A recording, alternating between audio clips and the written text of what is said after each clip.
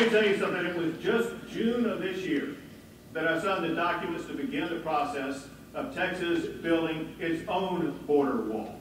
Now,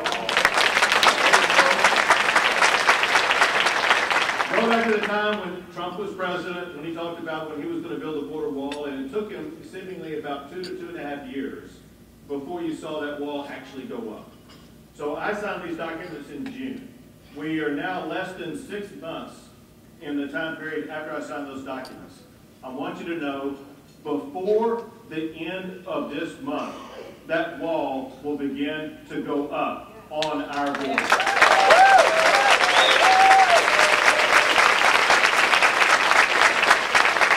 One reason why it's going up faster than the Trump administration was able to do so is, for one, we're starting on our own land. Texas has its own land on the border, and we're going to start the building process on that land in Starr County.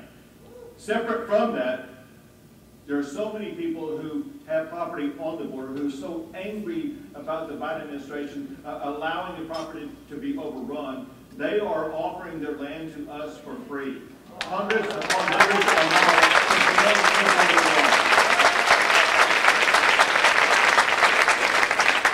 We're using every tool and strategy we can to do the federal government's job, but let me add this one other thing that may make a difference. What the Biden administration has done, they have been lawless in their approach, quite literally in the sense that they are abandoning the rule of law. One of the laws that was left in place by the Trump administration was the Remain in Mexico policy. Texas filed a lawsuit against the Biden administration in federal court, requiring the court to reinstate the Remain in Mexico policy. We won that lawsuit. It was appealed to the Supreme Court. We won there. The Biden administration now is conceding they have to re-implement the Remain in Mexico policy. That process begins this week.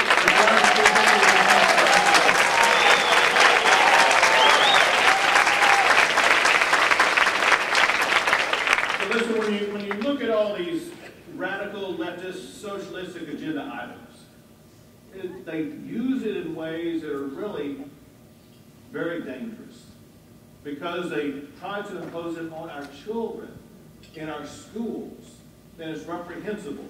And you see this in so many different ways. One of the ways that you see it is with this teaching of critical race theory. I'm proud of the state legislature because we came to realize that this critical race theory that we thought was occurring in places like California, etc., we've done it taking place even in our own schools in the state of Texas. During this past session, I was handed a book that was used in elementary schools in the state of Texas. And what it does, it seeks to criticize and condemn the history of the greatest country in the history of the world for the way that we founded our country, the way that we elevated our country. And then it also pits races against each other and causes races to criticize and condemn each other. It does the opposite of what Martin Luther King taught us all to do, and that is, we are not to judge people by the color of the skin, but by the content of their character.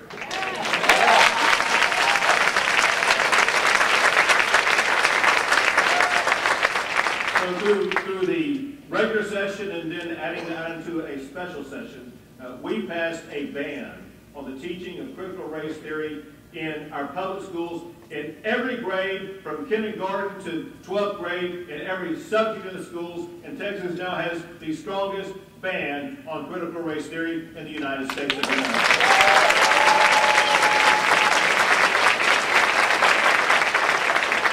Let's also look at the different way that the Democrats want to approach the response to COVID compared to the way that the Republicans respond to COVID.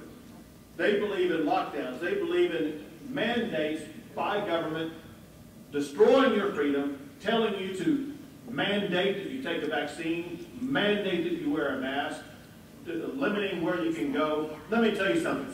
As long as I am governor of Texas, there will be no vaccine mandates. There will be no vaccine mandates. You will have your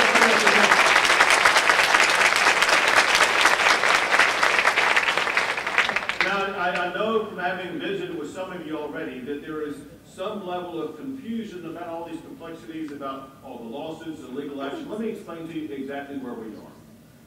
There have been 3 federal mandates imposed by the Biden administration requiring that people get a vaccine. We have challenged those mandates every step of the way.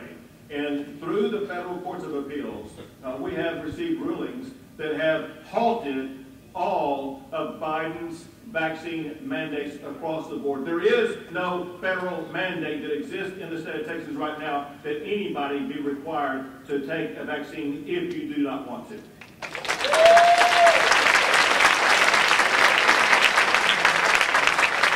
There's only one mandate in the state of Texas as we speak right now, and that is the mandate that I issued, which was a counter mandate.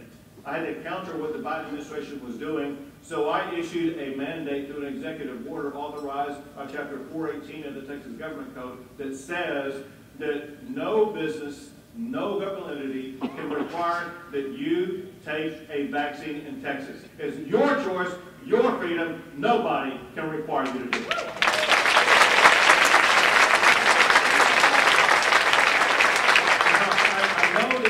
Some people in this room, or some people that have family members, some people in this room have family members, that they are subject to some businesses, maybe some hospitals, trying to impose this vaccine mandate. And they're looking for solutions. There are two avenues for solutions, or actually three avenues for solutions. One is legal action by the Texas Attorney General. Two is legal action by your local district attorney. Three would be a private legal action. Some people have said that they've reached out to the Attorney General's office, and the Attorney General's office has some level of uncertainty about their ability to bring a legal action. I want you to know that as we gather here today, my office is working with the Attorney General's office to make sure that it's going to provide them an easy pathway for the Attorney General's office to bring a legal action against any entity that tries to impose a vaccine mandate on you or your family members. You deserve and you shall receive the freedom of choice to decide what is in your best health care interest.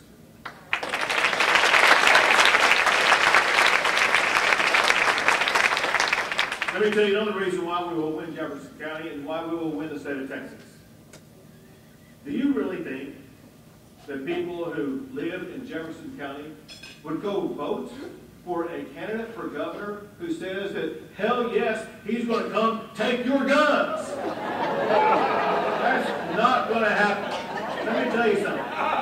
As long as I am governor, you will be guaranteed the right to keep and bear arms under the Second Amendment.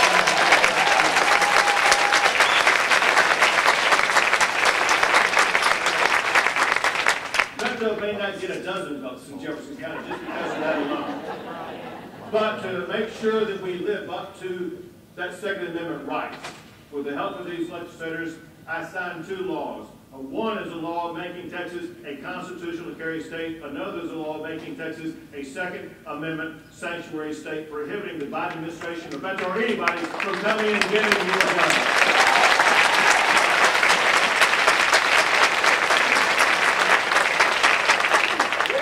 But the real heart of the socialism that the Democrats are trying to impose on us is embedded in the Green New Deal. Now, the Green New Deal that was created by Ocasio-Cortez got such a bad rap they had to rename it. And so the renaming of the Green New Deal is the infrastructure bill. And who could be against infrastructure? Until you learn the fact that most of the money that goes to this infrastructure bill is all the money that they're trying to spend later on this year. It doesn't go to building roads or bridges or infrastructure like what we know. It goes to their social infrastructure that redesigns the United States in their image of socialism. And I'll be candid with you. Hopefully you know what I'm about to tell you. You've seen what I'm about to tell you. Because it shows exactly how they are using, the Democrats, the Biden administration, they are trying to use this Green New Deal or infrastructure plan, as well as their policies, to kill energy jobs in Texas. Now, we're in Beaumont, and I have to assume that whether it is you working there or your family member, probably at least half the room has a personal connection with energy jobs in this region. I may be wrong. Maybe 100% of this room has a connection with the energy sector. Hopefully you saw what was said by one of Joe Biden's nominees to a position to control of currency, where this person was caught on tape saying, what we know is their plan. She said, and this is in the videotape, we're not parsing language here, I'm using her language, I'm going to give you a quote. She says, they want to require oil and gas companies to go bankrupt. I've never before heard any nominee to a vice president who wants businesses in America to go bankrupt. This is hundreds of thousands of jobs, hundreds of thousands of families and children who need food. They got bills to pay. That the Biden administration is trying to destroy. It is exactly the same type of Green New Deal policies that Beto O'Rourke has embraced. In Texas, we believe in guns, and we believe in oil and gas jobs, and we will not allow the federal government to destroy those jobs.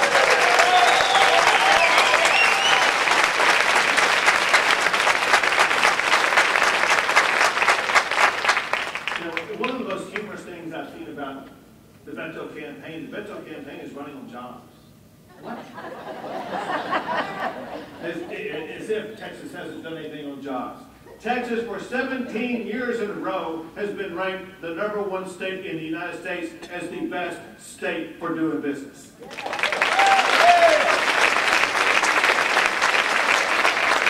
Every year that I have been governor, Texas has received the Governor's Cup as the #1 ranked state in the United States for the most new economic development projects in the entire United States of America.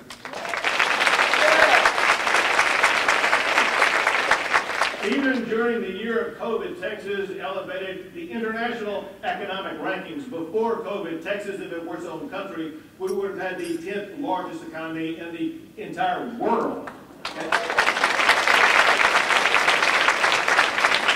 As we gather in Jefferson County today, that is no longer true because today, Texas now has the 9th largest economy in the entire world.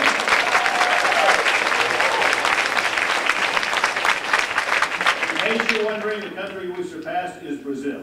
So Texas has a larger economy than Brazil. We have a larger economy than our neighbors, Mexico and Canada. We have a larger economy than Australia. And Texas even has a larger economy than Russia. And that makes me more powerful than Putin.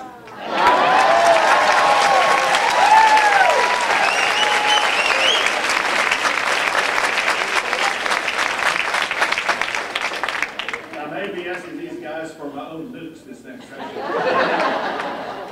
But these jobs, they're more than statistics. They're more than trophies. These jobs play a remarkable role, a transformative role in the lives of our fellow Texans. Let me tell you just one quick story. It's a story about a bill that they passed that I signed that creates incentives for businesses to be involved in apprenticeship programs. We know that some people want to go to law school or medical school or whatever the case may be, but we also know that so many jobs are demanded by our employers and that so many people across the entire state of Texas can have are jobs where they get good skilled training. And that's exactly what this apprenticeship program does. And so I signed this law on the business campus in Baytown, Texas, of a company called S&B Engineers and Constructors. And when I signed that law, I met an African-American woman who told me that 4 years before that, she was homeless and she was helpless. And then she went through this training program at S&B Engineers and she had worked her way up. And since that time, she had gone on to be a home owner. And I asked her how much she was making. And when she told me how much she was making, I said, get this. 4 years ago, you were making nothing and you were homeless. Today, you're making more than the governor of Texas. That is what this program can do.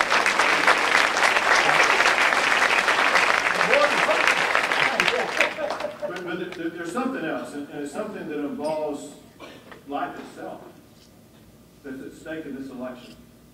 And I don't think a lot of people in Jefferson County, I know a lot of people in the state of Texas, will view Beto's approach to abortion with great hostility. His approach to abortion is going to stun you. he believes in late-term abortion. What that means is that you could look at 1 hour before a baby is born and still abort that baby. But it gets worse than that. Because Beto, when he ran for president, went on record to say what I'm about to tell you.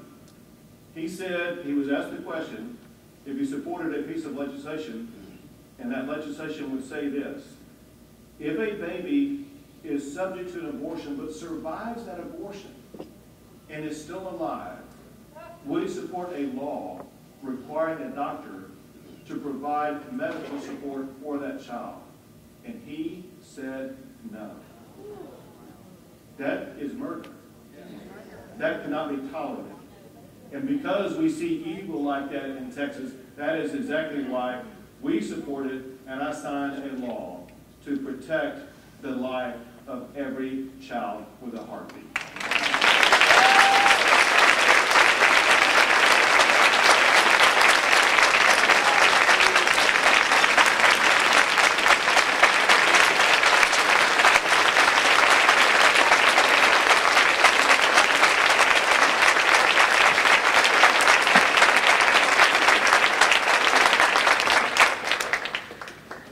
Two more things. I can give you 10 more. I'll just give you 2 more.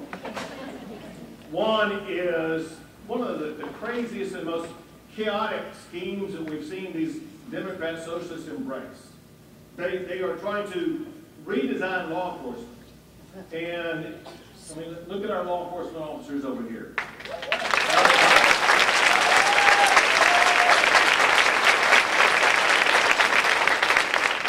The Democrats, they want to, quote, reimagine law enforcement. That's insane. Look at what's happening in Los Angeles and San Francisco, where you see all these stores robbed all the time. Look at what's happening in Portland and Seattle and Chicago and Minneapolis and New York. Wherever you have seen these schemes of, quote, reimagining police, you've seen fewer police, you've seen increased crime, you've seen record murder rates. In Texas, we do not defund our law enforcement officers. We support our law enforcement officers.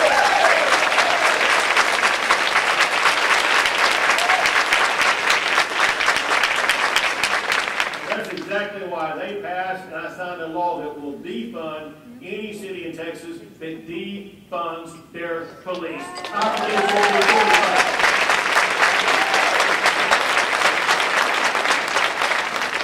The last thing I'll talk to you about is I want to update you on the status of what's going on with regard to election integrity. Listen, I'm a former Attorney General, and when I was the Attorney General, I brought more criminal actions to prosecute voter fraud than any Attorney General before me. Candidly, I think I brought more criminal actions against voter fraud than all of my predecessors as Attorney General combined. I know voter fraud exists. And that's why I made voter fraud and cracking down on it and election integrity an emergency item this past session. And we got down to the 1-yard line about having that bill passed in the regular session, and that's when the Democrats broke quorum. They left Austin, they went to Washington, D.C. With nothing more than a 12-pack of Miller Lite. And I told them I was going to call special session after special session until we passed the election integrity bill. Finally, they came back. We got it passed. The good news is this: the bill that we passed was even better, even stronger than the one that they boycotted. Texas now has the strongest election integrity bill in the United States.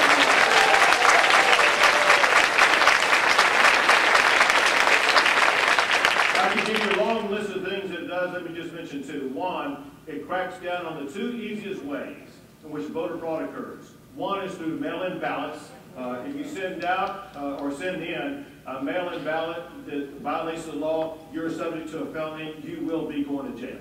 The other thing is what's called ballot harvesting.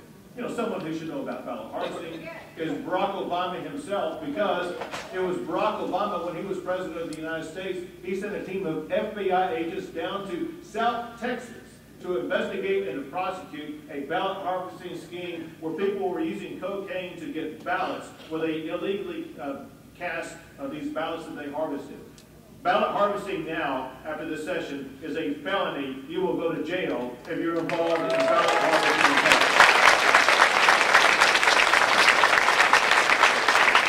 The last thing along these lines I want you to know about is what's going on with regard to the forensic auditing process.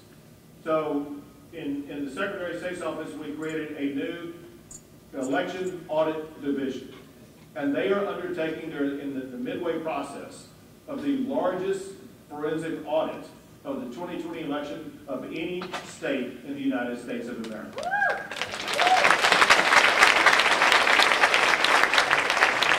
And they're not just recounting votes. They have a 13-page checklist of all the items they go through to determine whether or not there was anything involving irregularities or fraud, whatever the case may be. And if there is, those matters will be referred over to the Attorney General's office for prosecution. So all together, we will ensure that we put an end to cheating and illegal voting at the ballot box in Texas.